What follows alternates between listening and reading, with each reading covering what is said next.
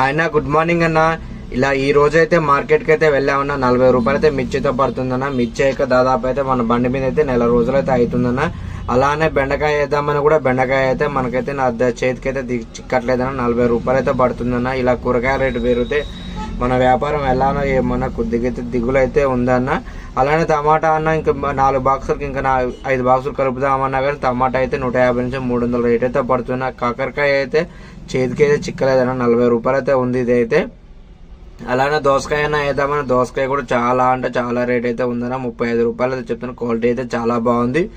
బీరకాయ అన్న వేద్దామన్నా బీరకాయ అయితే 60 రూపాయలు అయితే చెప్తున్నారన్న. ఇది అసలే మామూలు రోజులనే చాలా రేట్ ఉంటుంది, ఇంకా అసలే దొరకనప్పుడు కాబట్టి ఇంకా 60 రూపాయలు అయితే చెప్తున్నారు. క్యారెట్ అన్న వేద్దామని క్యారెట్ అడిగినా కానీ క్యారెట్ అయితే 35 రూపాయలు అయితే కేజీ అయితే చెప్తున్నారన్న.